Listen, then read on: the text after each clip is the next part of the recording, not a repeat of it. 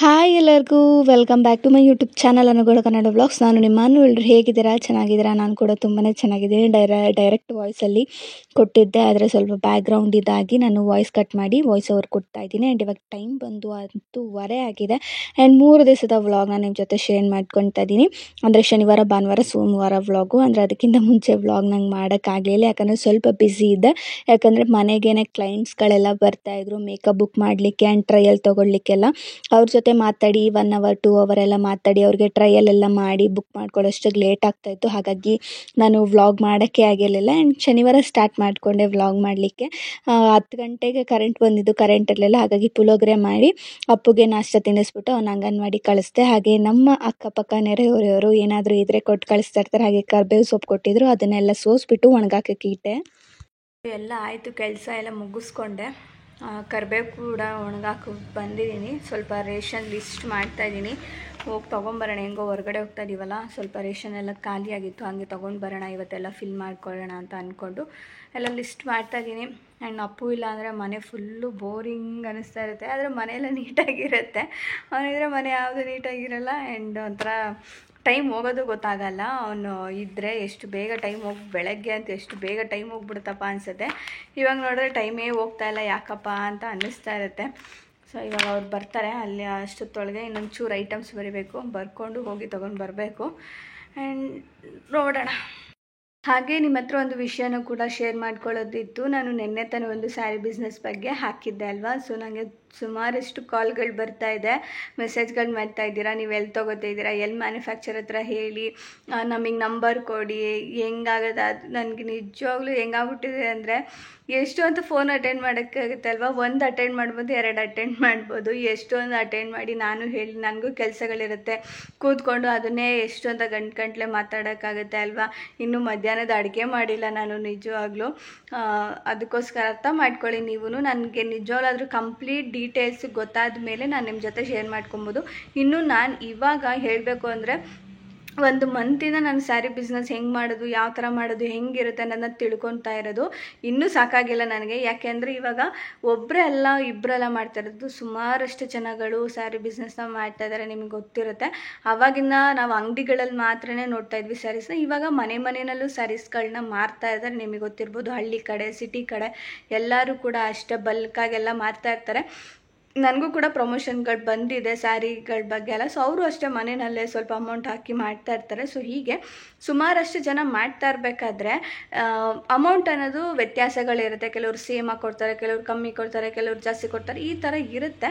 ಹಾಗಾಗಿ ನನಗೆ ಅದು ಕರೆಕ್ಟಾಗಿ ಬರಬೇಕು. ಒಬ್ಬರು ಮಿಡಲ್ ಕ್ಲಾಸ್ ನಾನೊಂದು ಹುಡುಗಿ ಆಗಿನೇ ನಾನು ಹೇಳ್ತೀನಿ, ನಾನೊಂದು ಸೀರೆ ತೊಗೋಬೇಕು ಅಂತ ಅಂದರೆ ಈ ಥರ ವೆಬ್ಸೈಟ್ ಅಂದರೆ ಇನ್ಸ್ಟಾಗ್ರಾಮಲ್ಲಿ ಅಂತಲೇ ಇಟ್ಕೊಳ್ಳಿ, ತೊಗೋಬೇಕು ಅಂದ್ಕೊಂಡಿದ್ರೆ ನನಗೊಂದು ಸೀರೆ ಇಷ್ಟ ಆಗಿದೆ ಅಂದರೆ ಎಷ್ಟು ಪೇಜಲ್ಲಿ ಆ ಥರ ಸೀರೆಗಳಿರ್ಬೋದು, ಎಷ್ಟು ಅಮೌಂಟ್ ಡಿಫ್ರೆನ್ಸ್ ಇರುತ್ತೆ, ಈ ಥರದ್ದನ್ನೆಲ್ಲ ನೋಡಿ ನಾವು ತೊಗೊಳ್ತೀವಲ್ಲ. ಹಾಗಾಗಿ ಸ್ವಲ್ಪ ರೀಸನಬಲ್ ಪ್ರೈಸು ಇರಬೇಕು ಆ್ಯಂಡ್ ಅದು ಕ್ವಾಲಿಟಿನೂ ಚೆನ್ನಾಗಿರಬೇಕು. ಆ ಥರ ನಮ್ಗೆ ಎಲ್ಲಿ ಸ್ಯಾರಿ ಸಿಗುತ್ತೆ ಬಲ್ಕಾಗಿ, ನಾನು ನಿಮ್ಗೆ ಆ ಥರ ಕೊಡಬೇಕು ಅನ್ನೋದೊಂದು ನನ್ನ ತಲೆಯಲ್ಲಿ ಓಡ್ತಾ ಇದೆ. ಅದಕ್ಕೋಸ್ಕರ 1 ತಿಂಗಳಿಂದ ಪ್ಲ್ಯಾನ್ ನಡೀತಾ ಇರೋದು ಇದು.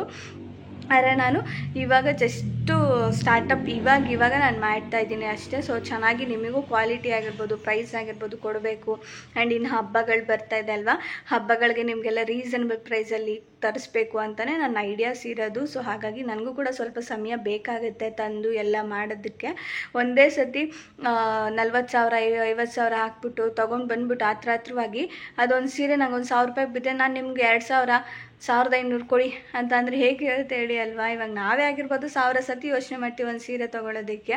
ಈಚೆ ಹೋಗಿನೇ ನಾವು ಅಷ್ಟು ಸೀರೆ ತೆಗ್ಸಿ ಅಷ್ಟು ಮಾಡಿ ತೊಗೊಳೋದಕ್ಕೆ ಅಷ್ಟು ಹಿಂದೆ ಮುಂದೆ ನೋಡ್ತೀವಿ. ಈ ಥರದ್ರಲ್ಲಿ ಅಂದರೆ ತುಂಬ ಯೋಚನೆ ಮಾಡ್ತೀವಲ್ವ. ಹಾಗಾಗಿನೇ ನನಗೆ ಬಜೆಟ್ ವೈಸು ಬರಬೇಕು ಆ್ಯಂಡ್ ಹೆಣ್ಮಕ್ಳಿಗೂ ಕೂಡ ಹಾಕೊಳ್ಳೋಕ್ಕೂ ರೀಸನಬಲ್ ಪ್ರೈಸ್ ಇರಬೇಕು ಅಂತ ಹೇಳ್ಬಿಟ್ಟು ನಾನು ಯೋಚನೆ ಮಾಡಿ ತರಿಸೋಣ ಅಂತ ಅಂದ್ಕೊಂಡಿರೋದು. ಸೊ ಅರ್ಥ ಮಾಡ್ಕೊಳ್ಳಿ, ಕಾಲ್ ಮೆಸೇಜ್ ಎಲ್ಲ ಮಾಡ್ಲಿಕ್ಕೆ ಹೋಗಬೇಡಿ. ನಮಗೆ ಡೀಟೇಲಾಗಿ ಎಲ್ಲ ಆಯಿತು, ನನಗೂ ಕೂಡ ವರ್ಕೌಟ್ ಆಗ್ತಾಯಿದೆ, ಖಂಡಿತವಾಗ್ಲೂ ನಾನು ನಿಮ್ಗೆ ಹೇಳ್ತೀನಿ, ಅದರಲ್ಲಿ ಏನು ಪ್ರಾಬ್ಲಮ್ ಇಲ್ಲ. ಸೊ ಹಾಗಾಗಿ ನೀವು ಕೂಡ ಅರ್ಥ ಮಾಡ್ಕೊಳ್ಳಿ ನನ್ನ ಸಿಚುವೇಶನ್ ಹೇಗಿದೆ ಅಂತ ಹೇಳ್ಬಿಟ್ಟು. ಆ್ಯಂಡ್ ಇಷ್ಟು ಈ ಒಂದು ಇದನ್ನು ನಿಮ್ಮ ಜೊತೆ ಶೇರ್ ಮಾಡ್ಕೊಬೇಕಾಗಿತ್ತು. ಹಾಗಾಗಿನೇ ನನಗೆ ಇವಾಗಲೂ ಕೂಡ ಇದ್ದಾರೆ, ಫ್ರೆಂಡ್ಸ್ ಎಲ್ಲರೂ ಇದ್ದಾರೆ, ನನಗೆ ಸ್ಯಾರಿಗಳನ್ನ ಬಲ್ಕಾಗಿ ಕಳಿಸೋರಿದ್ದಾರೆ, ಅಮೌಂಟ್ ಹಾಕಿದ್ರೆ ಸಾಕು. ಆದರೆ ನನಗೆ ಆ ಪ್ರೈಸ್ಗೂ ನಾವು ಮಾರೋ ಪ್ರೈಸ್ಗೂ ಸ್ವಲ್ಪ ನನಗೆ ಇದಾಗ್ತಾ ಇದೆ. ಹಾಗಾಗಿನೇ ನಾನು ನೋಡೋಣ, ಇನ್ನೂ 4-5 ಕಡೆ ವಿಚಾರಿಸೋಣ. ಆ್ಯಂಡ್ ಕೆಲವರೆಲ್ಲ ಸೂರತ್, ನಿಮಗೆ ಗೊತ್ತಲ್ಲ ಎಷ್ಟೋ ಜನ ವೀಡಿಯೋ ಮಾಡಿರೋ ಸೂರತ್ತು, ಅಲ್ಲಿ ಕಮ್ಮಿ ಸಿಗುತ್ತೆ ಹೋಗಿ ಅಂತ ಎಲ್ಲ ಹೇಳ್ತಾರೆ. ನನಗೇನಂದರೆ ಅಲ್ಲಿಗೆಲ್ಲ ಹೋಗ್ಬೇಕಾದ್ರೆ ನಾವು ಲಕ್ಷಾನುಗಟ್ಟಲೆ ಇನ್ವೆಸ್ಟ್ಮೆಂಟ್ ಮಾಡಬೇಕು. ಅಲ್ಲಿ ಮಿನಿಮಮ್ ಇಷ್ಟು ಅಂತ ಇರುತ್ತೆ ಅಲ್ಲೂ ಕೂಡ. ಯಾಕಂದರೆ ಅವರು ಕೂಡ ಅಲ್ಲಿಂದ ಇಲ್ಲಿಗೆ ಕಳಿಸೋದಕ್ಕೂ ಟ್ರಾವೆಲಿಂಗ್ ಚಾರ್ಜ್, ಅಂದರೆ ಶಿಪ್ಪಿಂಗ್ ಚಾರ್ಜಸ್ ಎಲ್ಲ ಇರುತ್ತೆ. ಟ್ರಾವೆಲಿಂಗ್ ಅಂತ ಇದೆ, ಸಾರಿ, ಶಿಪ್ಪಿಂಗ್ ಚಾರ್ಜಸ್ ಇರುತ್ತೆ. ಅದರಲ್ಲೂ 50 ಲಕ್ಷ ಈ ಥರಕ್ಕೆ ನಾವು ಅಲ್ಲಿ ಪರ್ಚೇಸ್ ಮಾಡಬೇಕು. ಈ ಥರದ್ದೆಲ್ಲ ಕೆಲವೊಂದಿಷ್ಟು ಕಂಡೀಷನ್ಸ್ಗಳು ಇರುತ್ತೆ. ಸೊ ಹಾಗಾಗಿನೇ ಎಲ್ಲೋ ಒಂದು ಕಡೆ ಬ್ಲೈಂಡಾಗಿ ನಂಬಿ ತೊಗೊಂಬರೋದಕ್ಕಿಂತ ನಾವೇ ಹುಡ್ಕಾಡ್ಬಿಟ್ಟು ನೋಡಿ ನಮ್ಮ ಬಜೆಟ್ಗೂ ಆ್ಯಂಡ್ ನಾವು ಕೊಡೋ ಬಜೆಟ್ಗೂ ತೊಗೊಳ್ಳೋರ ಬಜೆಟ್ಗೂ ಕೂಡ ಇರಬೇಕು. ಆ್ಯಂಡ್ ಕ್ವಾಲಿಟಿ ಆಗಿರ್ಬೋದು, ಪ್ರತಿಯೊಂದು ನೀಟಾಗಿರಬೇಕು ಅನ್ನೋದೊಂದೇ ನನ್ನ ಇಂಟೆನ್ಷನ್ ಆಗಿರುತ್ತೆ. ಹಾಗಾಗಿ ಸ್ವಲ್ಪ ನಿಧಾನ ಮಾಡ್ತಾಯಿದ್ದೀನಿ. ಇವಾಗ ನಾನು ನಿಮ್ಮ ಹತ್ರ ಶೇರ್ ಮಾಡ್ಕೊಂಡಿದ್ದು ಅಷ್ಟೇ, ಈ ಥರ ಮಾಡಬೇಕು ಅಂದ್ಕೊಂಡೆ. ಅದು ನಾನು ಹೇಳ್ತಾ ಇರಲಿಲ್ಲ, ಮೊನ್ನೆ ಹತ್ರ ಸ್ಕ್ಯಾಮ್ ಆಯ್ತಲ್ಲ, ಜಸ್ಟ್ ನನಗೆ ದುಡ್ಡು ವಸೂಲಿ ಮಾಡೋಕ್ಕೆ ನೋಡಿದ್ರಲ್ಲ ನಾನು ಹೇಳಿದ ತಕ್ಷಣ, ಅದಕ್ಕೋಸ್ಕರ ನಿಮ್ಮ ಅವೇರ್ನೆಸ್ಗೋಸ್ಕರ ನಾನು ಆ ವಿಡಿಯೋನ ನಿಮ್ಮ ಜೊತೆ ಶೇರ್ ಮಾಡ್ಕೊಂಡಿದ್ದು. ಇಲ್ಲಾಂದರೆ ಇನ್ನೂ ನಾನು ಅದನ್ನು ಮಾಡೋ ಗಂಟ ಹೇಳ್ಕೊತಾನೆ ಇರಲಿಲ್ಲ. ಯಾವುದೇ ಕೆಲಸನಾದರೂ ಮಾಡೋ ಗಂಟ ಹೇಳ್ಬಾರ್ದು ಅಂತ ಹೇಳ್ತಾರಲ್ಲ, ಅದಕ್ಕೆ ಹೇಳ್ತಾ ಇರಲಿಲ್ಲ. ಈ ಥರ ಆಯಿತು. ಸೊ ಹಾಗಾಗಿ ನಾನು ನಿಮ್ಮ ಜೊತೆ ಶೇರ್ ಮಾಡಬೇಕಾಗಿದ್ದು ಬಂತು. ಸೊ ಮಾಡಿ, ತಪ್ಪೇನಿಲ್ಲ. ಎಷ್ಟೊಂದು ಜನ ಮಾಡ್ತಾಯಿದ್ದಾರೆ, ನಾವು ಮಾಡಿದ್ರೆ ಆಗಲ್ವಾ? ಖಂಡಿತವಾಗ್ಲೂ ಯಾಕಾಗಲ್ಲ, ಆಗುತ್ತೆ. ಹೇಳೋರು ಹೇಳ್ತಾರೆ. ಇನ್ನು ನಾನು ಕೂಡ ರೆಡಿಯಾಗಿ ಈಚೆ ಹೋಗೋಣ ಅಂತ ಹೇಳ್ಬಿಟ್ಟು ಹೊರಟ್ವಿ. ಹಾಗೆ ರೇಷನ್ ಎಲ್ಲ ಬರೆದಿದ್ನಲ್ಲ, ಅದನ್ನೆಲ್ಲ ತೊಗೊಂಡು ಬರೋಣ. ಹಂಗೆ ಸ್ಯಾರೀಸ್ಗಳು ನಾನು ಒಬ್ಬರು ಮ್ಯಾನುಫ್ಯಾಕ್ಚರ್ ಇನ್ಸ್ಟಾಗ್ರಾಮಲ್ಲಿ ಹಿಂಗೆ ನೋಡ್ತಾ ಇದ್ದೆ.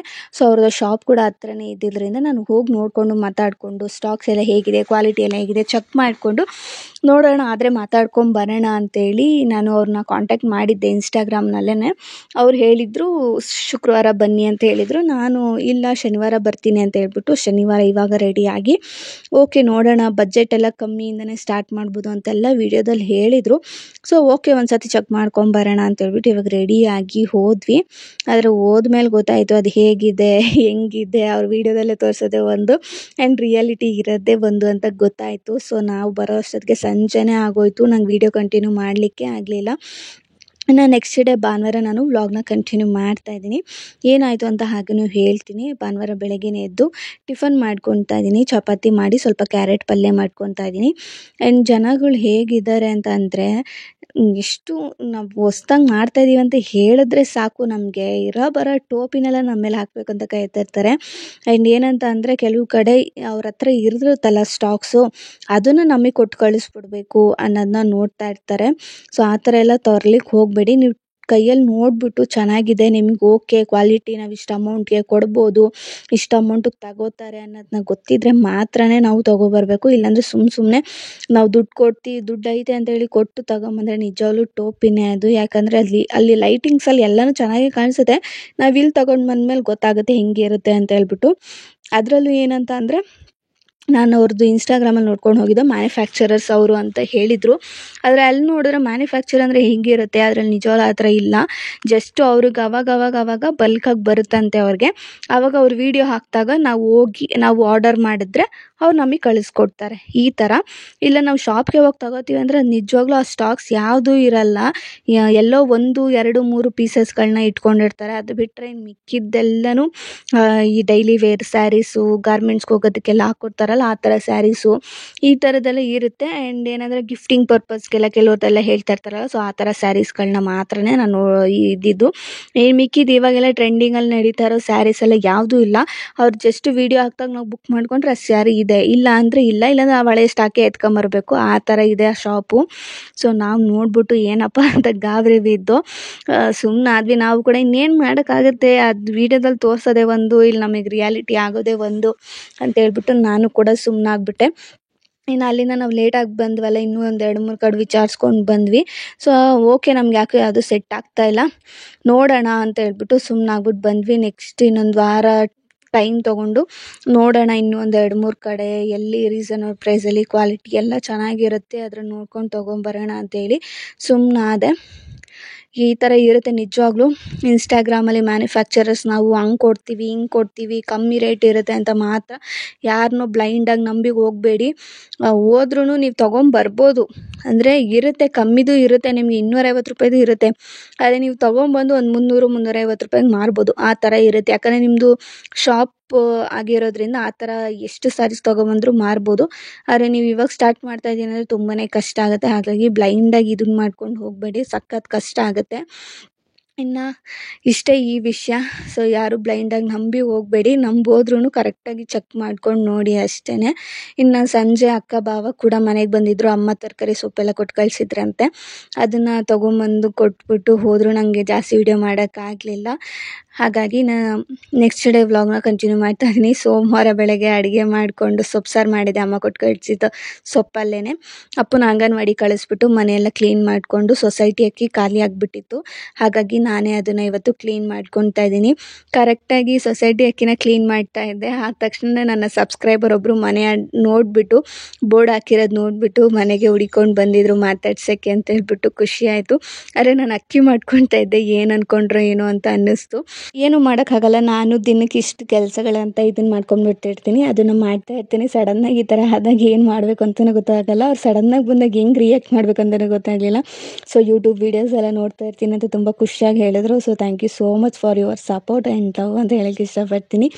ಇನ್ನು ಸೊಸೈಟಿ ಅಕ್ಕಿ ಮಾಡ್ಕೊಳ್ಳೋ ಅಷ್ಟೊತ್ತಿಗೆ 1:15 ಆಗೋಯ್ತು. 11:15 ಕೂತಿದ್ದು, 1:15 ಆಯಿತು. ನೋಡ್ಬೋದು ಕಲ್ಲು, ಯಪ್ಪ ಎಷ್ಟು ಧೂಳಿತ್ತು ಅಂತ ಅಂದರೆ ಅಷ್ಟು ಧೂಳಿದೆ.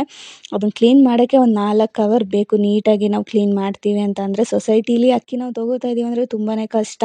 ಹೆಂಗಂದ್ರೆ ಹಂಗೆ ಹಾಕಿರೋ ಕಲ್ಲುಗಳು, ಸಣ್ಣ ಸಣ್ಣ ಕಲ್ಲುಗಳು ಕಾಣಿಸೋದಿಲ್ಲ, ಹಂಗೆಲ್ಲ ಇರುತ್ತೆ. ಏನೂ ಮಾಡೋಕ್ಕಾಗಲ್ಲ. ಆದರೆ ನಮಗೆ ಸಿಕ್ಕಿದ್ದೆ ನಾವು ಪಂಚಾಮೃತ ಅಂತ ಇಟ್ಕೋಬೇಕು. ಯಾಕಂದರೆ ಕೆಲವ್ರಿಗೆ ಆ ಅಕ್ಕಿನೂ ಸಿಗಲ್ಲ, ಅಷ್ಟು ಕಷ್ಟದಲ್ಲಿರ್ತಾರೆ. ಸೊ ಸಿಕ್ಕಿದ್ದೆ ಪಂಚಾಮೃತ ಅಂತ ಸ್ವೀಕರಿಸಬೇಕು. ಇನ್ನು ಅಪ್ಪನೂ ಕೂಡ ಕರ್ಕೊಂಡು ಬಂದೆ. ಈ ವಿಡಿಯೋ ಇಷ್ಟ ಆಯಿತು ಅಂತ ಅಂದ್ಕೊಂಡಿದ್ದೀನಿ. ಇಷ್ಟ ಆಗಿರೋ ಚಾನಲ್ನ ಸಬ್ಸ್ಕ್ರೈಬ್ ಮಾಡ್ಕೊಳ್ಳಿ, ಹಾಗೆ ಮರಿದಂಗೆ ಬೆಲ್ ಬಟನ್ನ ಕ್ಲಿಕ್ ಮಾಡಿ. Thank you.